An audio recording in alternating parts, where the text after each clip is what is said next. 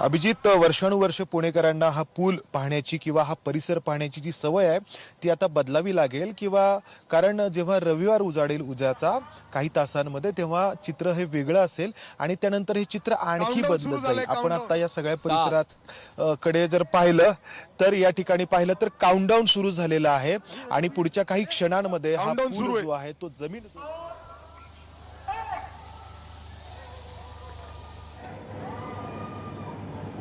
लोकांना आजूबाजूच्या परिसरातून बाजूला करण्यात आलेला आहे।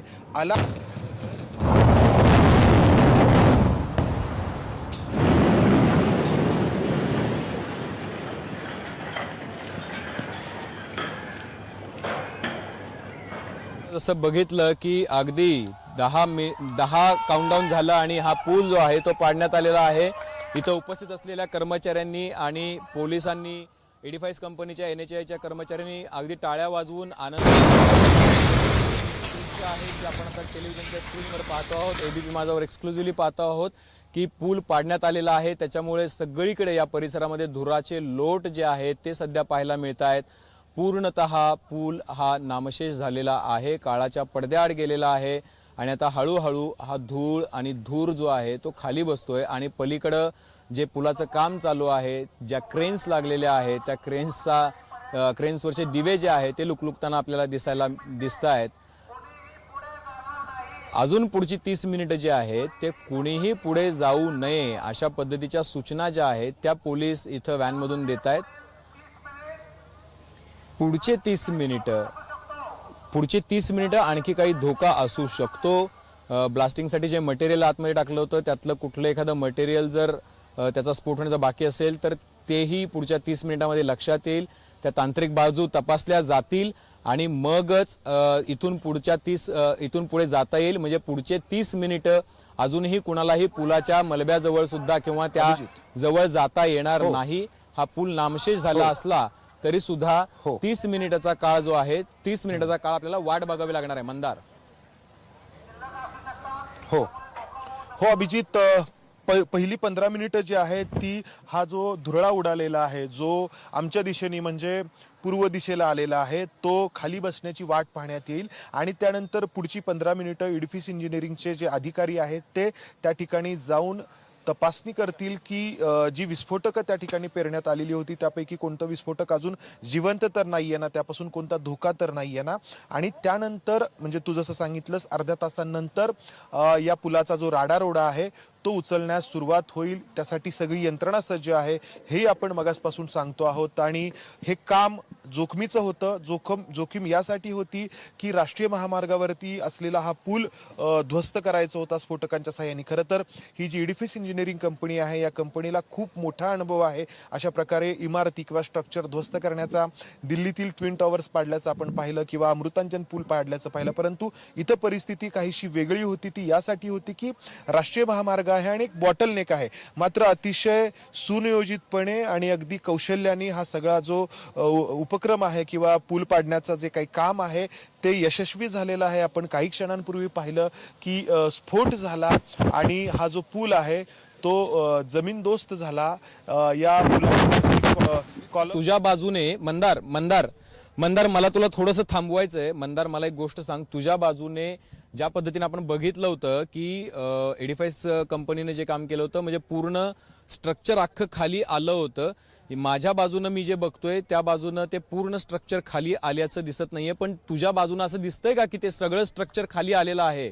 कारण की या बाजूनं तसं दिसत नाहीये, या बाजूनं अजूनही मधला कॉलम जो आहे तो उभा दिसतोय। तुझ्या बाजूनं ते अभिजित माझ्या बाजूने देखील अभिजित माझ्या बाजूने देखील या पुलाचं पूर्ण स्ट्रक्चर खाली आल्याचं दिसत नाहीये।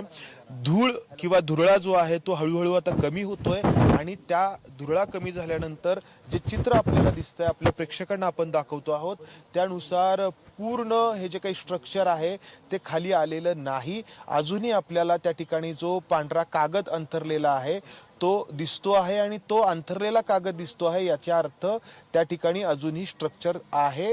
अर्थात एडिफिस इंजिनिअरिंगचे अधिकारीच याबाबत सांगू शकतील, परंतु ज्या पद्धतीनं सांगितलं जात होतं की पूर्ण पूल जमीनदोस्त होईल काही सेकंदांमध्ये ते इथं झालेलं नाही. तुझ्या प्रश्नाचं उत्तर मी सांगतो. माझ्या बाजूनी तर मला या ठिकाणी स्पष्ट दिसतंय की या ठिकाणी एक पुलाचा जो मोठा भाग आहे स्ट्रक्चरचा तो अजून देखील त्या ठिकाणी आहे. आणि एवढंच नाही तर इडिफिस इंजिनिअरिंग कडून जो एक फ्लेक्स या ठिकाणी लावण्यात आलेला होता त्यांच्या नावाचा, तो फ्लेक्स देखील आहे तसाच आपल्याला या ठिकाणी पाहायला मिळतो आहे. त्यामुळं पूर्ण स्फोट झालाय का, पूर्ण हे जे काही काम होतं ते पूर्णत्वाला गेलंय का, हे प्रश्न आत्ता या घडीला तरी उपस्थित होत आहेत. अर्थात हे इडिफिस इंजिनिअरिंगच्या अधिकाऱ्यांनाच विचारावे लागणार आहेत, त्यांच्याकडूनच याची उत्तरं मिळणार आहेत. मात्र या दिशेने आता हळूहळू चित्र स्पष्ट होतंय किंवा दृश्यमानता जी आहे ती वाढते आहे आणि स्पष्टता येते आहे. म्हणजे नजरेस जे आहे ते बऱ्यापैकी आता पडतं आहे आणि त्याच्यामध्ये आपण हा इडिफिस इंजिनिअरिंगचा बोर्ड देखील स्पष्टपणे वाचू शकतो. तो बोर्ड देखील आहे तसाच आहे. म्हणजे पूर्णपणे या पुलावरती अंथरलेला जो पडदा आहे, कागद आहे पांढऱ्या रंगाचा, तो देखील तसाच दिसतो आहे आणि हे इडिफिस इंजिनिअरिंगचा बोर्ड देखील आहे. अर्थात इडिफिस इंजिनिअरिंगच्या अधिकाऱ्यांनी आधीच सांगितलेलं आहे की टप्प्याटप्प्याने काही मिलीसेकंदांच्या अंतराने स्फोट होणार होते. म्हणजे मिलीसेकंद होते, म्हणजे काही मिनिटांनंतर दुसरा स्फोट होईल असं त्यांनी नव्हतं सांगितलं, तर काही मिलीसेकंदांच्या अंतराने होतील असं सांगितलं होतं. मात्र पूर्ण जे स्ट्रक्चर आहे, पूर्ण हा जो पूल आहे तो पडलेला आहे असं या दिशेने तरी दिसत नाहीये. पूर्णपणे आपल्याला या पुलावरती अंथरलेलं कापड आहे ते आहे तसंच दिसतं आहे. त्यामुळे नक्की काय झालं आहे हे इडिफिस इंजिनिअरिंगचे अधिकारीच सांगू शकणार आहेत. कारण स्फोट तर झाल्याचं आपण पाहिलं, मात्र हा स्फोट एवढा मोठा नव्हता की पूर्ण या पुलाचा जो ढाचा आहे, जे स्ट्रक्चर आहे ते जमीनदोस्त व्हावं. काही भाग नक्कीच पडलेला आहे, धुरळा उडालेला होता, तो आमच्या दिशेने आला. परंतु जेव्हा हा धुरळा खाली बसला तेव्हा जे काही चित्र नजरेस आमच्या पडतं आहे ते हेच दाखवतं आहे की हा पूल पूर्णपणे जमीनदोस्त झालेला नाही. अजूनही या पुलाचा जो ढाचा आहे किंवा जे स्ट्रक्चर आहे ते बऱ्यापैकी आहे तसंच उभा आहे. एवढंच नाही तर या पुलावरती म्हणजे आपण पाहू शकतोय की हे स्ट्रक्चर जे आहे ते तुझ्या बाजूने पण तसंच उभं असलेलं दिसतं आहे. अर्थात याचा अर्थ काय जो आहे नेमका तो अधिकारी सांगू शकतील, एडिफाईस कंपनीचे आणि जिल्हाधिकारी जे अधिकृत आहेत ते सांगू शकतील. कारण की यातले सळया या तर सगळ्या पूर्णपणे बाहेर आलेल्या दिसत आहेत. तिथं काही कर्मचारी सुद्धा आता जवळ गेलेत आणि ते सुद्धा काहीतरी गोष्टी पाहतायत किंवा काहीतरी करतायत असं दिसतंय लांबून, पण नेमकं समजायला तयार नाहीये की हे स्ट्रक्चर नेमकं खाली आलेलं आहे किंवा हे कशा पद्धतीनं पुढं पडणार आहे किंवा काय. तर ते कळायला सध्या तरी अर्थ म्हणजे काही मार्ग नाहीये. आपण एडिफाईस कंपनीच्या अधिकाऱ्यांच्या आणि जिल्हाधिकाऱ्यांच्या प्रतिक्रियेची वाटच बघू शकतो सध्या तरी. आपण असं म्हणू शकतो. दुसरी बाब अशी आहे मंदार की ज्या वेळेला हा कंट्रोल ब्लास्ट झाला त्यावेळेला नेमकी दृश्य कशी होती आपण पाहूयात परत एकदा. हो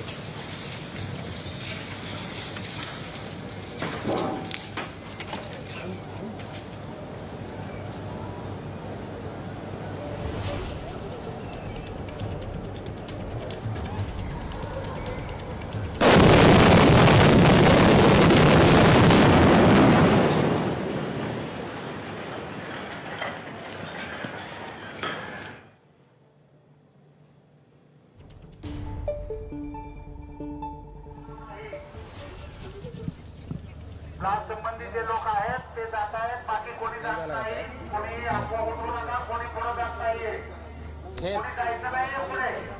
नक्कीच म्हणजे आपण बघू शकतो की कुठल्याही पद्धतीनं पुढे जाऊ नका अशा पद्धतीच्या सूचना ज्या आहेत ते पोलीस अधिकारी इथं देत आहेत. थोड्याच वेळामध्ये काही लोक जे आहेत कंपनीचे अधिकारी आणि कर्मचारी ते पोकलेन घेऊन किंवा जेसीबी घेऊन जे आहे ते पुलाच्या दिशेने निघतायत आणि त्यानंतर पुढच्या 30 मिनिटांनंतरच बाकीचे लोक जे आहे ते पुलाजवळ जाऊ शकतील. आपण आता बघू शकतो ही दृश्य पुलाचा अर्धा भाग जो आहे तो खाली आलेला आपल्याला पूर्णपणे पाहायला मिळतो या बाजूने. आता काही पोलीस अधिकारी काही अधिकारी म्हणजे NCC कंपनीचे आणि एडिफाईसचे काही लोक जे आहेत ते पुढे जाताना आपल्याला पाहायला मिळत आहेत. शिवाय पुलाच्या जवळ सुद्धा काही लोक जे आहेत ते आपण पाहू शकतो. ते अर्थातच आपल्या लोकांशी संबंधित आहेत, कंपनीशी संबंधित आहेत. आणि एक पोकलेन जो आहे तो आता पुलाच्या दिशेने निघालेला आहे. आपला सहकारी मिकी घई आहे रस्त्याच्या त्या बाजूला. मिकी, हा पोकलेन नेमका पुलाच्या दिशेने निघालेला दिसतोय, तर काय काय अर्थ आहे याचा?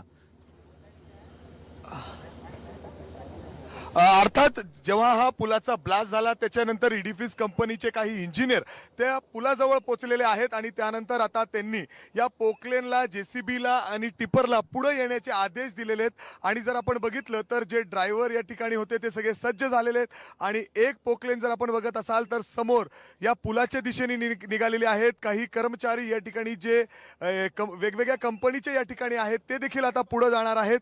परंतु जर आपण बघितलं तर प्रत्येकाच्या डोक्यावर हेल्मेट, जॅकेट अशा पद्धतीने त्यांनी या ठिकाणी जॅकेट घातलेले आहेत. एवढंच काय तर त्यांना ID कार्ड देखील देण्यात आलेले आहेत. तेवढ्याच लोकांना फक्त पुढे जाण्याची परवानगी सध्या आहे. आणि आता जर आपण बघितलं तर एक एक पोकलेन सुरू होऊन आता पुढे येते. दुसरं पोकलेन देखील या ठिकाणी निघालेलं आहे. जर मी तुम्हाला दाखवण्याचा प्रयत्न केला तर हळूहळू हे सगळे गाड्या पलीकडच्या बाजूनी सुरू होत आहेत.